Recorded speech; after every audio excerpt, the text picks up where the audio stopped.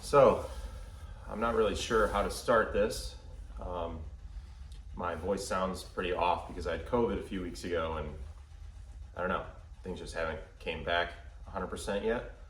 But I feel great. I've had a number of people suggest that I make a YouTube channel. It's something that I tried in the past for some other cars I had, and I just wasn't liking the process and all the editing and the time it took.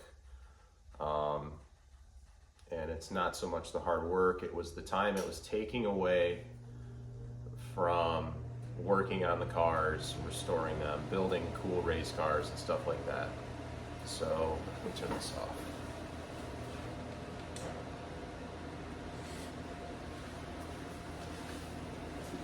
So I took a break from that and I never returned to it. It's been a long time since then, and I've gotten a lot of cool cars. I've built a lot of cool cars, and I'm constantly getting asked to make a YouTube channel.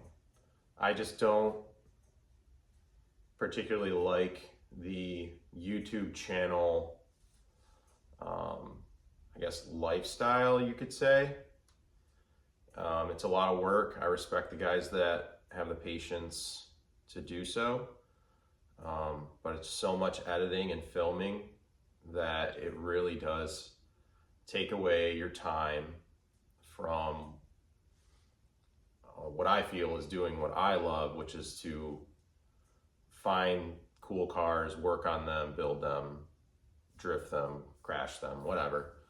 And I thought I would give this another shot, but it's not going to be the standard YouTube channel. There won't be much editing.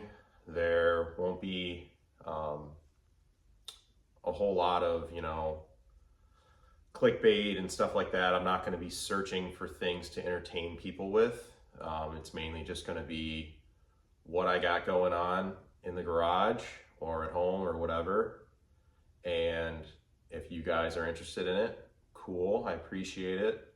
And if not, it's kind of whatever. I'll be able to look back on some of these videos maybe in 10 or 20 years if I'm lucky, and just see the things that I did, I learned, I overcame. And I've learned a ton over the last decade or so. And I'm not a super social person, so I guess I would rather share some of these cars with you guys through these videos, since I'm not able to take them out as much as I want to. I work a lot, or I'm always, doing stuff at home with the cars, or traveling. So I feel like there's a lot of cool stuff about these vehicles that I would like to share with people, and I can't always do it in a parking lot at a Cars and Coffee. and I might only get time to chat with 1 or 2 people, and when I do, we'll talk for like an hour straight.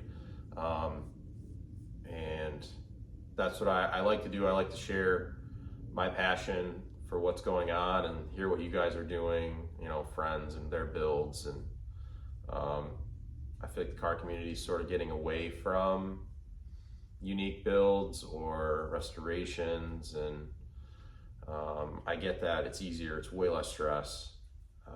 I've been there a couple times where you just want something modern, you want to do something basic and have it reliable, but I always defer back to wanting to wrench and restore and modify, cut, weld, stuff like that. So I guess I will start with just going over some of the cars that I still have. Most people don't know that I've gotten rid of a ton, but I can go over, you know, a car at a time, keep the videos sort of short and sweet, and these could maybe just be background noise for you. Maybe you're just on your lunch break. You want to see what I'm up to or what I'm doing, or maybe I have something to teach you, or if you share something with me that I'm doing wrong, or you have a resource that could help me in my builds, that would be amazing, because it's all about who you know. If you have any cool cars you know of or whatever that have just been sitting a while that most people would leave for dead, that's usually what I'm into. Kind of like this car here.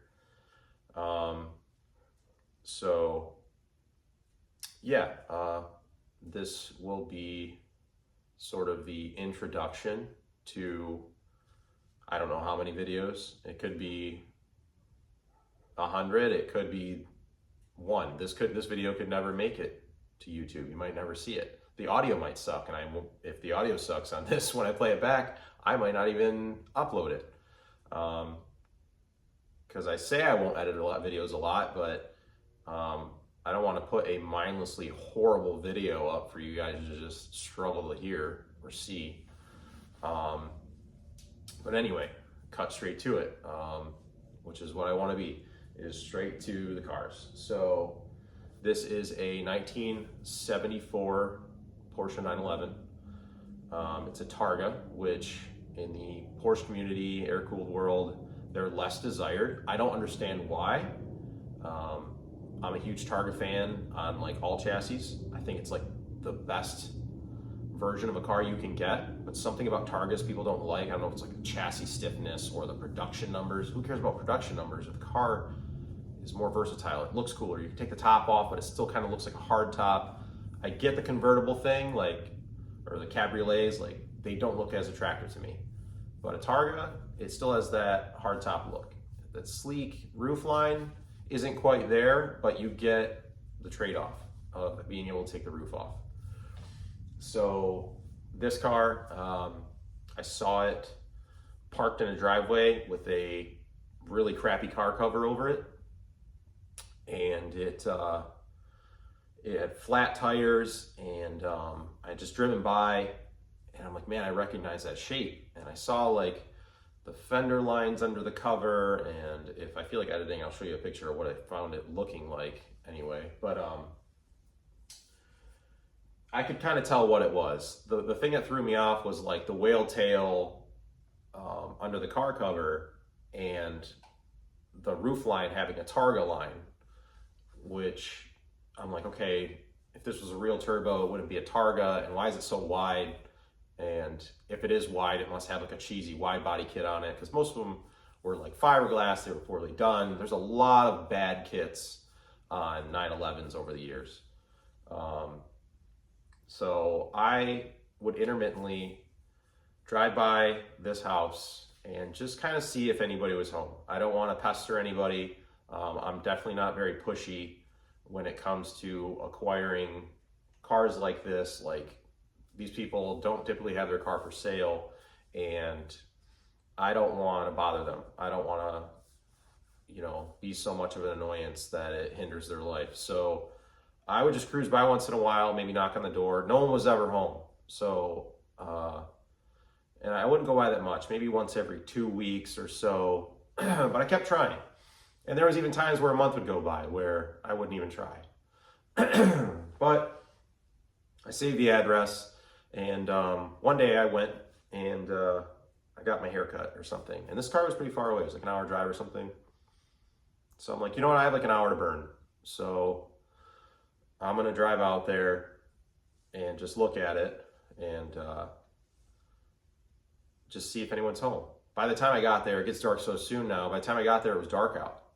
And this was the first time I went when it was dark. But it was like early, like 5:30 p.m. So we're not talking like I'm going to this guy's house at like 11 o'clock at night.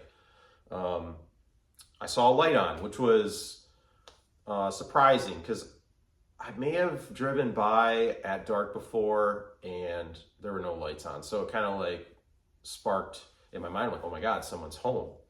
So I went up to the door, knocked a couple times lightly and just kind of waited, and I saw some movement. I'm like, no way.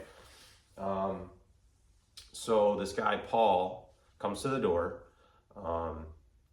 He's an older gentleman, ready for retirement, Dominican, really great guy, super nice. And I'm like, hey man, I recognize those body lines. I think I know what that is. Is it what I think it is? And he's like, yeah, it's a 911. I was like, well, would you ever consider selling it? And he's like, no, not really, but maybe. As of recently, I've been offered stuff in the past. I had a guy that wanted to buy it, but he wanted me to like work on it for him. And we went back and forth a lot. And I was like, well, would you just mind showing it to me? So he briefly showed me the car that night, peeled the cover off, and it was dark out. So, you know, we're like under like a street light almost. And we just briefly tried to look at it. He told me some of the history. He's had it since like 85, so it was like 10 years old. And he's like, yeah, I had a wide body on it already, and I got it from the dealer. I used to live in Manhattan. And I'm like, wow, so you've had this a really long time? He's like, yeah, you know, I've had it since like 85-ish or something. So I was like, let me take your number down, and I'll call you when it's, you know, not at night. So I ended up calling him the next day, and we set up a time to where I could come look at the car for real. He had mentioned the price that someone had offered him in the past, and I couldn't say yes or no to that, and he said he didn't accept it anyway. So I was like, okay, I have to be above this number. So I didn't know going in what I had to pay for the car, but I love the process. So I was willing to talk to this guy about his old car regardless, even if I didn't end up buying it. So I drove out there like noon on a Wednesday, and he showed me around the car. It was in, I guess, much worse condition than most people would be willing to accept. But for me, it's nothing new. I'm totally capable and prepared for handling most of the car adversities that come around. The one thing I don't like to deal with is rust. I will deal with a tolerable amount, but if something is rotted, I won't buy it unless it's for like parts and then to get rid of a shell. I've only gotten a couple cars like that because me and some friends or whatever needed parts off of it, and it's just not worth saving. You could spend 8 hours sitting in the seat of your truck, drive down south and get a clean chassis, or you can spend 15 hours laying on your concrete floor, cutting and welding and fixing metal on a car that I personally feel would be worth saving. So I was worried about these. These do rot. There is a pre-galvanization year that I've been told about by a friend. I believe this is pre-galvanization in the 74. I could be wrong. So rot is a concern. How rusted is this thing? I've seen them bad, but Paul told me it had 22,000 miles, which you look at the condition of the car, and the normal person would say there's no way, but it's a super old car. So you don't know how it was taken care of. You don't know what people did to these cars. I've found 16,000 mile cars that look like they have 400,000 miles. So given the condition of the chassis itself, rust-wise, I do believe that it does have 22,000 miles. And that's cool. It's not a huge factor for me because it's not a, I don't know how to put it. It's not like it's a true 930 turbo or something, you know? So if it had 50,000 miles or 120,000 miles, it still would have interested me because I am not a huge narrow body Porsche guy. My favorites are like the 964, 993, those can be narrow body. But when you get into the older years, I really feel like I don't like the body style unless it has a classy wide body on it. I'm growing out of the whole bolt-on wide body look on Porsches. So when I saw this car and he said it had a metal wide body, I didn't believe him, I guess, because who would go through that kind of trouble? It's a huge expense. The metal stuff, I don't know what it's worth now, but not only is it a lot of work, it's a lot of money, and it looks really good. And I didn't believe him, so I actually asked him for a magnet, and I went over and touched the fenders, and yeah, it's a metal wide body. And it looks proper, like a 930 turbo wide body, but with the target top. So if it was a coupe, I would have loved it also. But the Targa I love too. And I think the car just looks really great. I'll show you some more of it, but he also mentioned it has a 2.4 liter MFI engine swap in it, which to my understanding is a desired motor. They're a pain because it's mechanically fuel injected. And that Bosch injection pump, super expensive, by the way, just for that injection pump used in unknown condition is like $3,000 or $4,000. You have to send it out, get it rebuilt, and then have it like tuned and dialed in. A huge headache. But that was swapped into this car. So that's also really cool to me. It doesn't have like a gaudy swap from some other maker like I did to my Mercedes with the JZ. I ruined that car, and that's because I wanted to, and I loved it. But yeah, this is a cool swap. It's not a turbo or anything, but I think that it'll be a super fun car, and I didn't know what I was going to do with it initially. Sometimes I buy cars just because I like them, and I don't know what will become of them. And then other times I really seek out a specific car. I'm never really buying cars, like ever, just to get a car to like sell or something. Like it just doesn't interest me. The whole flipping cars thing is, it's boring, and I don't know, it's not for me. If you see me buy a car and then it's gone shortly after, it's usually a car that I really liked, and I had to get rid of it in order to get something else that I really liked.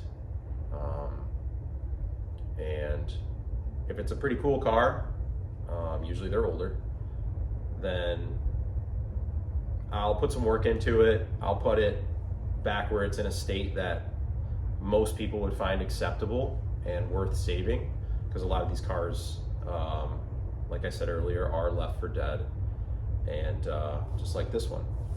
And most people wouldn't think anything of it, but I really enjoy the process of cleaning them up, restoring them. I've gone as far as like removing and fully disassembling suspension components and re-zinc plating them professionally. I have a powder coat oven, so I will re-powder coat things. I'll source rare OEM parts to make sure it's proper. And yeah, there's a number of things that you can do to bring these cars back to life in a classy way. So that's what I usually try to do. So this car needs a ton, and when I got it, I didn't know what I was going to do with it. So then I fell asleep. It was on the trailer in the backyard. I woke up and looked outside, and I was like, wow, that car looks super, super cool. Damn it. Like, I'm gonna end up keeping this thing.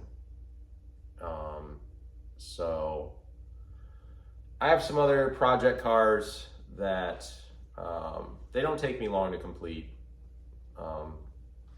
For some people, it could be years. For me, I really try to focus on knocking things out. So some project cars will take me 3 months. You know, full motor swap or whatever it is, restoration.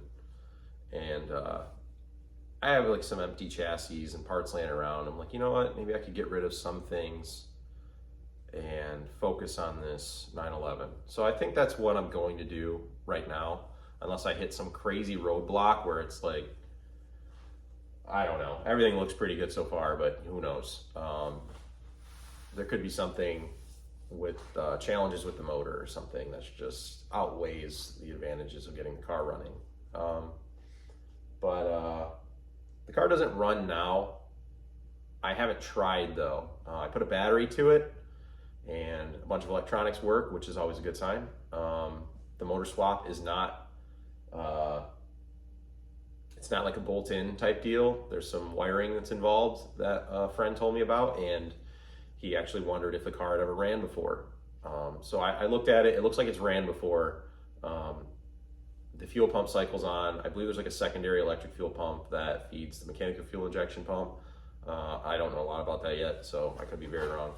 But it does look like it's ran before. So hopefully that has been completed and I don't need to do an absolute ton.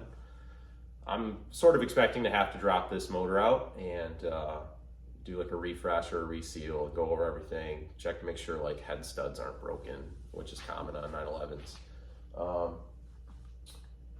Yeah, it's got real Fuchs wheels, which are like the German OEM wheels. It's F-U-C-H, I believe it's pronounced Fuchs. So the wheels are real. I was wondering about that.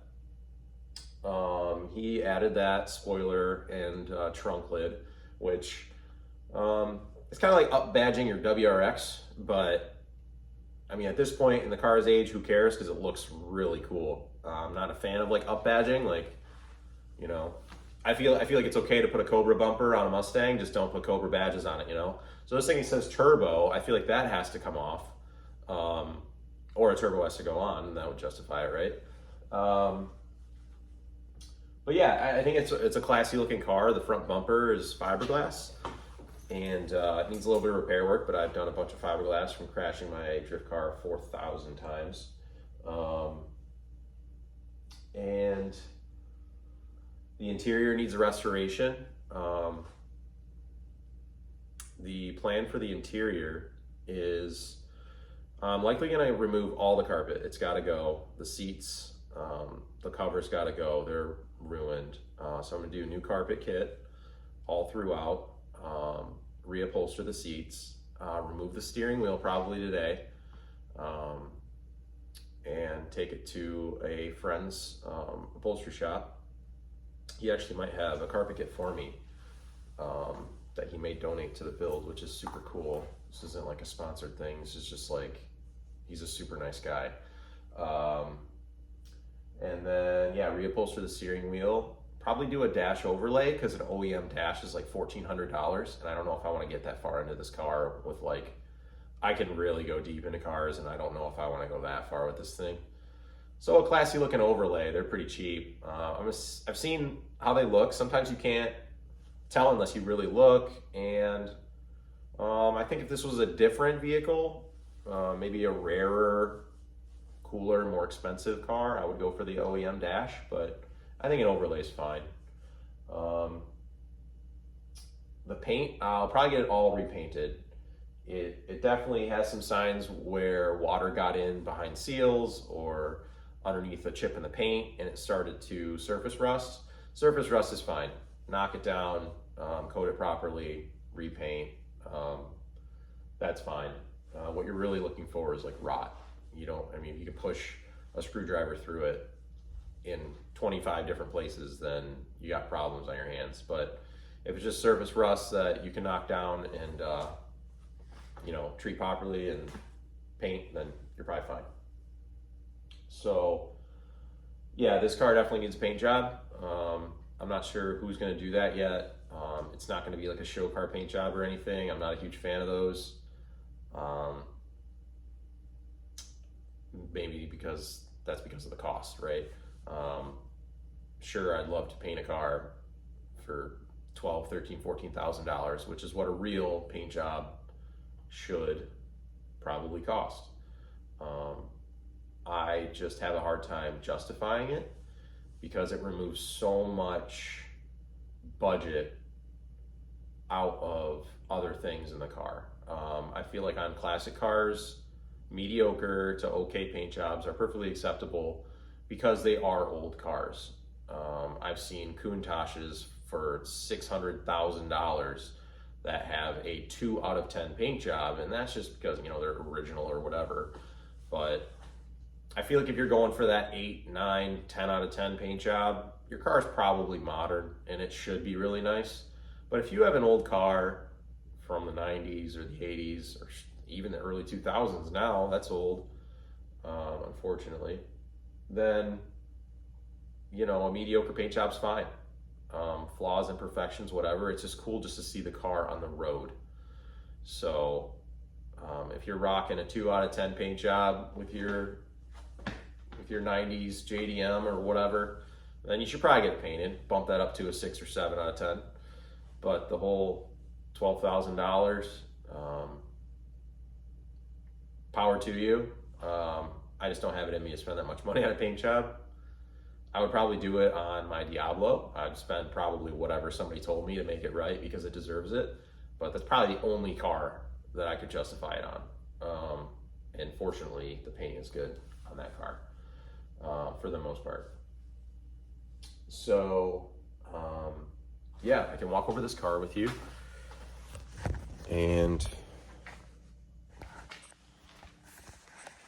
show you the condition of it.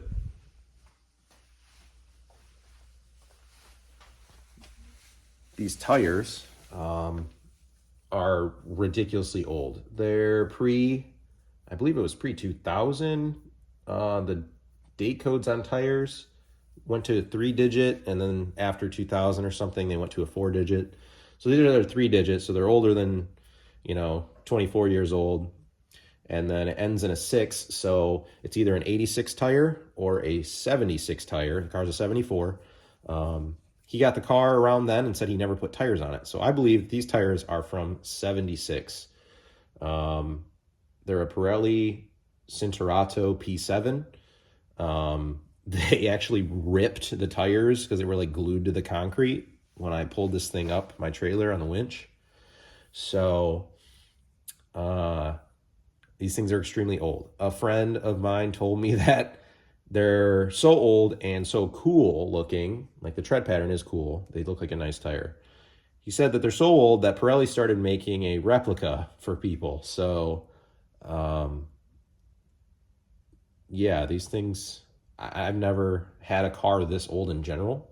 And then these tires are something else. So yeah, I need to get tires first of all. I'm going to paint the car. And the interior, it is trashed. For the sake of transparency with the condition I got the car in, I left everything in here. Usually I clean all this stuff out, I assess everything, but I just wanted you guys to see how I got it. So the interior needs a lot, and I'm going to give it a lot. So things like brackets and wiper arms and stuff like that, it's going to get removed, powder coated. Suspension will probably get redone. if I care about the car enough and I keep it long enough, it'll get coilovers. It sits good though. The wide body looks good. It just looks like a proper car to me. I don't know if the wheels should be wider. I think being Fuchs is really cool. Maybe they need a bigger spacer and a bigger tire, and the car needs to be lower. The stance is not good. It's lifted a little bit on the hoist right now, but yeah, the fitment is way off. But I get why someone put those on. It makes sense. He had an incident where I think the delivery driver, like 40 years ago, dropped something on the fender, so that got bumped up. He like pushed some of the dents out, so that needs some filler, some paint. Nothing serious. That's honestly like best case scenario. It's not like it was crunched in an accident or anything. I don't really know how readily available the windshields are yet. I didn't really look at it. I started adding stuff to cart on Pelican. Pelican's like the go-to Porsche stuff website. So I started adding all kinds of stuff to cart to like put the interior back to tolerable, nice condition. And it came out to like a couple grand. It'll be less if I can get the carpet kit from a friend. And that's without having to do any like super custom upholstery type stuff. Like fortunately there's a ton of these cars on the road. Well, I don't know about the road. They're probably on jack stands somewhere. But there's a lot of these cars out there and people love to work on them. So it's kind of like Jeep Wrangler parts availability. Like fortunately stuff's out there. It's not like when I'm trying to find stuff for the Diablo, it doesn't exist because there's only a little over 2,000 Diablos in the world. There's probably, I don't know, thousands and thousands of these in Michigan. So stuff's available, which is awesome. I love that the Targa stainless stayed in pretty good condition. That's really cool to see. This back glass, I just wiped out this a little bit on the inside. And I don't know what the 1780 is, but someone wrote that. I don't know if their finger or what that's about. But underneath here is the 2.4 liter MFI motor. Pricey, and intricate, but it's all there, which is cool. Everything looks horrible because it's been sitting in this dude's driveway for years. So he was kind of sad to see it go, but he was relieved at the same time. This is horrible. I don't have any fancy cameras or equipment or anything. I just have an old Defi gauge that came from an old car and brought my phone on it. So he got kind of spiritual when I bought the car, and he was like, I don't know if you're meant to be here or you're meant to get a good deal on this car or if I'm meant to sell it, but some stuff came up and I just want to retire. And it was a green flag for me because this car wasn't listed for sale, right? I approached this guy. So what did he have to hide, really? It's not like he was trying to off this thing to anybody he could find. It's a mixed bag with this car because he probably thinks he sold it too cheap. I feel like I don't know if I paid a good price for it, and the average person would think that I got a good deal, and a Porsche enthusiast would think I'm out of my mind because most people would drop this car off and pay a boatload of money to restore it or get it running or all of the above.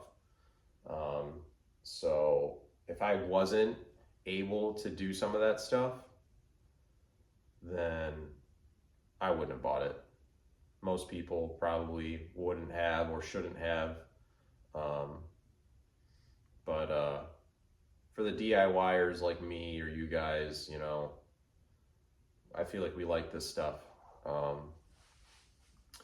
And for some of us, we do it because we love it, or we do it because we can't afford to pay someone to do that for us, or it's both.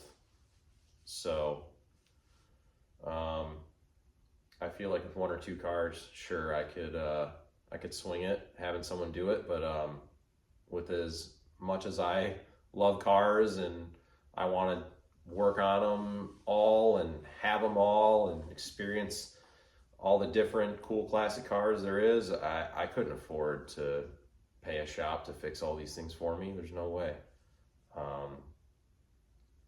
And after restoring cars for a while, I totally understand why it costs so much. The man hours is insane. Just sourcing parts alone, just scouring the internet, trying to find a trim piece or a panel or a suspension component that's discontinued, and your car can't move until you get this part from some random guy in Germany, and he's 6 weeks back ordered on this thing. So lots of struggles. I totally get why like the restoration companies have cars sitting in their warehouses waiting on parts, and they take 1 year to 2 years because it's just way too many challenges. So yeah, that's it. This video. That was a lot of talking. I appreciate it, and I'll go over another car probably on the next time.